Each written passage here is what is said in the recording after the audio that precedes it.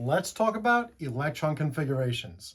So in my last lesson, we spoke about atomic orbitals and quantum numbers.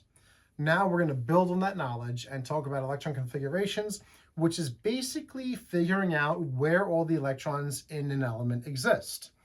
And so just to do a quick recap, electrons exist in different energy levels. So we have principal energy levels, which we also call electron shells, like shell 1, shell 2, shell 3. Those do correlate to the rows or the periods on the periodic table. And then we also have sublevels or subshells. And there are different types of subshells, which we have, for our purposes, just the four, which are S, P, D, and F. So if you can remember a PDF file, and then just think like S PDF, like save the PDF file, okay? S PDF, save the PDF. And then the number of orbitals that they have are just the first few odd numbers. So SPDF correlates to 1357 orbitals. An orbital is the space that an electron actually exists in, and it can hold up to 2 electrons. And so I like to make an analogy to an apartment building. And so the idea is that the energy levels, the principal energy levels, or the electron shells, are like the floors of this apartment building, and that the subshells, or sub-energy levels, are like apartment types. And then the orbitals are like the actual bedrooms. And in my analogy here, a bedroom can hold up to 2 people, okay? So if we look at this little table that I made, we have the sublevels, SPDF, and these are types, right? So it's like an apartment type. So you can have an S type of apartment on floor 1 or floor 5, right? And any S type apartment has 1 bedroom. And any S type apartment with 1 bedroom can hold up to 2 people. And so if we look at the SPDF sublevels, we have 1357 orbitals, which are like 1357 bedrooms in this apartment type, which has 2, 6, 10, and 14 maximum occupants or maximum number of electrons, respectively. And then we have to think about what sublevels do we have on each energy level or on each floor in my analogy. And the idea is that each sublevel, each shell can have that many subshells. So in other words, shell 1 can have 1 subshell, an S. Shell 2 can have 2 subshells, an S and a P.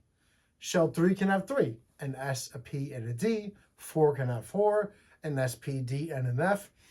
And then that can continue, where 5 can have 5, but we actually don't have enough elements on the periodic table that when they're in their ground state, there's enough electrons to fill up any sublevels past an F. So we can draw out this little table here that shows what sublevels exist in which principal energy levels. And we can just eliminate the ones that will never get filled up for elements in their ground state according to the periodic table that we have in this day and age, right? So shell 1 has 1 subshell, an S, 2 has 2, the S and the P, and we just put this little, it looks like a coefficient, it's like this little prefix, it's just a label saying, in shell 2, there's an S, and in shell 2, that's the P. And then that's the S in shell 3, that's the P in shell 3, and so on, right? So shell 1 has 1 thing, an S. Shell 2 has 2 things, an S and a P. Shell 3 has 3 things, an S, P, and a D. 4 has 4 things, an S, P, D, and F. Shell 5 could have 5 things. There could be a G after that F, but like I said, there's no elements large enough that in their ground state that ever have to fill up that many sublevels, so we're just going to ignore that. So basically, we max out at the 5F, and then again, the elements aren't big enough to even fill up the 6F or the 7D and F either. Let's not get too tunneled out on that though. The point is, this is a little chart representing which principal energy levels have which sublevels for the elements that we know exist, right? Or that we've made artificially or whatever. So now the question is, if we have an element, how do we know where all the electrons are? So if I just talk about hydrogen for a second, hydrogen, its atomic number is 1, which means it has 1 proton. And if it's neutral, it has 1 electron. And so it may be kind of obvious that for an element with only 1 electron, that electron is going to exist in the lowest energy level possible. And within that lowest energy level possible, which is shell 1, there's only 1 sublevel, which is an s. And so it's just going to be 1s, and then there's 1 electron in it. So for hydrogen, whose atomic number is 1, the electron configuration is just 1s1. And that's saying principal energy level 1, sublevel s, and the superscript is that there's 1 electron in that sublevel, okay? So as we do more examples, this will make more and more sense, okay? So now let's do something like a little bit larger. Let's do carbon, just jump up over there. Or no, let's do nitrogen. So nitrogen is number 7. And I'm just drawing this out kind of like how you would see it on the periodic table, right? So we're always going to start at the beginning. And after you do a few elements, you're going to see that the pattern is just repetitive. And this will become easier and easier the more you do it. So the electron configurations for this is going to be that we start off at 1s, because that's the first energy level and the only subshell in there. And any s sublevel can hold up to 2 electrons. So we have to get up to 7, because we're saying that the nitrogen is neutral in this circumstance. So we have to fill up enough sublevels to get up to 7 electrons, and the 1s can hold up to 2. So we're going to fill that up with 2 electrons. Now after the 1s comes the 2s, right? Now we're jumping up to shell 2, and shell 2 has an s and a p. So we're going to fill up the s. We have shell 2, sublevel s, and any s in any sublevel can hold up to 2 electrons. It doesn't matter what level it's in, any s can hold up to 2. And that's why I like to make the comparison to that the sublevels are like apartment types, because it's like the S type of apartment. It's like a 1-bedroom apartment, and any 1-bedroom apartment, no matter what floor it's on, can hold up to 2 people. And that's how, you can think about these things. So now we have 1s2, 2s2, that's 4 electrons that we have accounted for so far. But we have to get to 7. So after the 2s comes the 2p, right? And so this is all pretty straightforward and logical. We have the 2p now. And now we have to get to 7. So it's 2, 4. We need 3 more electrons to get up to 7. And so that's 3 there. And so the coefficients are just the energy level. The main, the letter is the sublevel. And then the superscript is just the quantity of electrons in that particular sublevel. Okay? Now, if we keep going, this very intuitive pattern starts to disintegrate here, okay? So let's do another element. Let's do something like, let's do calcium, okay? So let me get rid of this. Now calcium is number 20, and I'm just peeking at my periodic table right now.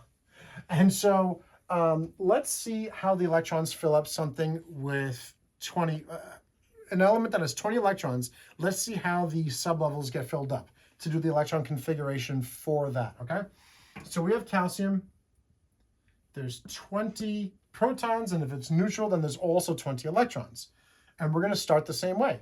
We're going to do 1s2, 2s2, 2p. So we did this, this, this.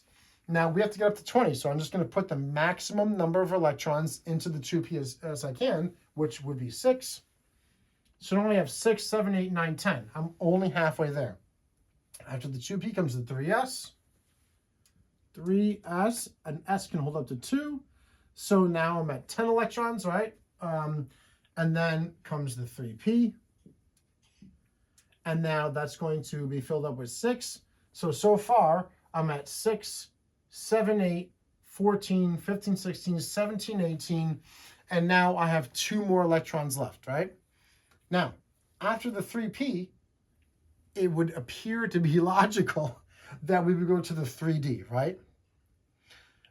But, of course, nature is not, it doesn't yield itself to our preconceived patterns of how it should be.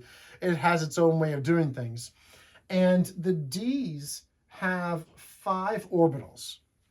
And without getting too far into this, it's actually more stable for a sublevel to be either fully full or half full. And the bigger the sublevel is, the more important that factor is, the more it plays into things. And so when it comes to D sublevels and also F sublevels, you can actually skip over them, and it's more stable for nature to fill a higher energy level sublevel that has less orbitals. And so in other words, instead of going from the 3p to the 3d for the last 2 electrons, they're actually going to jump into the 4s. Now, I know this sounds like it makes no sense yet, but I will make this make sense very shortly. So actually here, we have the 4s, and there's only 2 electrons left, and we're going to put a 2 there. Now, you know, without just having memorized every element and where the electrons go, how do we figure this out for ourselves? Well, there's 2 ways of doing it. One way is to use basically this chart after one more adjustment, and then the other way is looking at the periodic table. Now, I'm going to teach you guys the way that I learned it first, which is I learned first with the chart, and then I learned the periodic table method. And I think it is worth knowing both methods so that you kind of understand. I think the second method makes more sense after understanding the first method. So without yapping too much, let's get into it.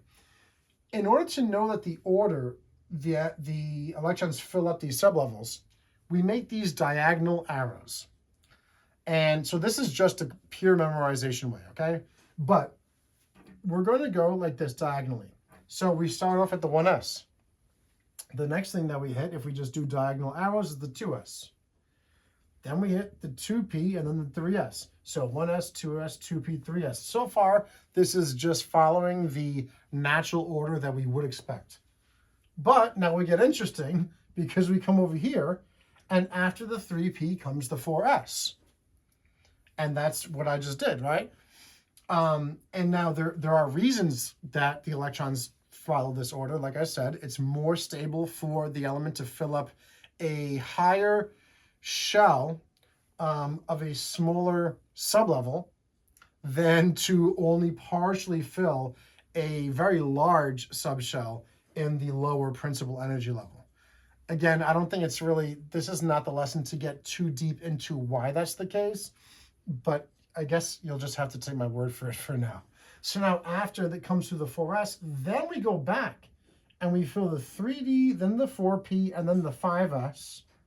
And then we go 4d, 5p, 6s, and then 4f, 5d, 6p, 7s, and then the 5f, 6d, 7p. Oh, yeah, I got it one a little quicker there, but you guys get the point.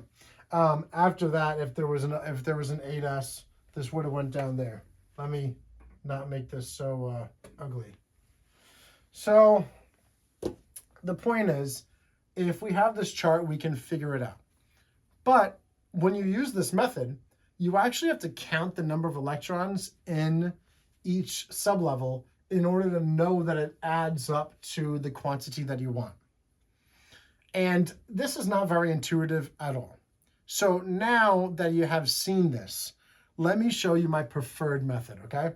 And to do the preferred method, we have to look at the periodic table. And so if we look at our periodic table, I got 2 markers in my hand here. If we look at the periodic table, we can see that there's these different regions of it, right? Like over here, there's these 2 columns. Especially if you take helium and just snap it over there, that's a perfect 2-column region. And then over here, there's 1, 2, 3, 4, 5, 6 columns in this block over here. This valley has 10 columns. And then some periodic tables write this differently, but these bottom 2 periods, if we take off those first 2 elements, because this periodic table is drawn a certain way, there's actually 14 columns. And if those numbers ring a bell, they should, because that's the maximum number of electrons for each sublevel. So it's 2 for S, 6 for the P, 10 for the D, and 14 for the F. And so we call these first 2 columns the S block. We call these 6 columns the P block. This value down here with the transition metals, we call that the D block because it's the 10 columns that correspond to the 10 electrons that a D subshell can have. And then if we take out the first 2 elements, that's the 14 columns that correspond to the F block because F sublevels can hold up to 14 electrons, okay? Now, we know that shell 1 has an S, shell 2 has an S and a P, shell 3 has an S, a P, and a D, and shell 4 has the S, P, D, and an F, okay? So, again, bear with me for a moment here. Shell 1 is row 1. And so if we take helium and just stick it over here, the 1s is just hydrogen and helium. So 1s1 is the first position is hydrogen. In other words, hydrogen has 1 electron. It goes into the first sublevel, and there's only 1 electron, so it's 1s1. Helium, which can be drawn over here, like I said, would be 1s2 because we're in row 1, we're in the S block, and helium is the second position, so it's 1s2. Now, we're in row 2. This is the S block.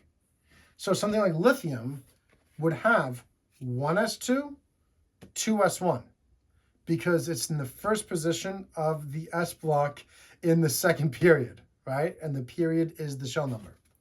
Beryllium, that'd be 1s2, 2s2. Boron, we have to go through the first level, 1s2. We have to go through the S block, 2s2. And now we're still in the second row, the second period. And now we're in the P block. So now we're 2p, and it's the first position, so I'd be 2p1. Carbon would be 2p2. Nitrogen, 2p3. And we did that one earlier, right? Now, if I keep going, I get over here. Now I'm in 3s, 1, 2, 3p through 6. And now I'm at 4s over here, 4s1, 4s2. Notice I never touched a D sublevel yet. This is the D block in the valley. So the 4th row and the S block came before the first level that I saw a D sublevel in. And so really the only thing you have to remember in order to do this method is that the D sublevels, their shell number is 1 less than the period number that they're in, or the row number that they're in. In other words, this is row 4, period 4. So that's the 4s. It's also the 4p, but this D level is actually the 3D. The D sublevels, their shell number is 1 behind the period number. So shell 1, shell 2, shell 3, shell 4, that's 4s, 4p, but this here is the 3D. And then the Fs are 2 behind. So in other words, if I get all the way down here, this is shell 1, 2, 3, 4, 5, 6, and then I come over here and I jump into this F sublevel, this is actually the 4F. So shell 6, or row 6, or period 6, has the 4F in it. So the Ds are 1 behind, and the Fs are 2 behind the actual row number. So now, let's use this in an example. And actually, let me just redo calcium without counting anything. I don't have to count really anything at all. It's so easy when you use the periodic table. I'm going to say, okay, I need to get here. So I have to start at the beginning. I'm in row 1, so that's, I write down the 1. This block is the S, and I have to get through 2 positions. 1s, 2. And this blank here, I'm just saying, that's helium, right? So 1s2. There it is. Now I'm here. I'm at the next row. 2, that's the S area, and I have to get through 2 positions. So it's 2s2. There it is. Now I'm done with that area. I get to the, I'm in the same row, but I'm in the next block. And now I'm still in the 2. This is the P block, and I have to get through all 6 positions in order to continue to the element that I want. So that's 2p6. That's what we have.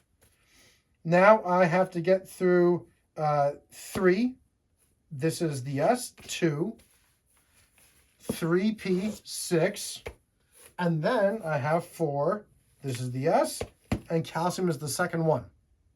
If it was potassium, it would be 4s1, because it's the first position, okay? Right, so if I wanted to go to, let's just say I was doing phosphorus, it would have been 1s2, 2s2, 2p6, 3s2, 3p1, 2, 3, 3p3, and that's it. You don't have to add up the numbers to get the atomic number. So it's really, really nice and easy this way. But you do have to remember that if you have any D sublevels involved, this shell number is 1 less than the period number. So let's just say I wanted to do, let's do iron. It would be 1s2, 2s2, 2p6, 3s2, 3p6, 4s2, and now I'm in the 3D, 1, 2, 3, 4, 5, 6. All right? So that is, to me, dramatically easier than having to even draw this table out and then count electrons in order to get to this. So from here, we're going to do orbital diagrams, noble gas shortcut, or the shorthand notation, and more examples. So if these videos help you guys, please just give a like, follow, share, save this so you can review it again later. And you can check me out over here. You can patronize me to help me continue making these videos for free. I'm going to cover those topics I just mentioned in the next video. So I'll see you guys there.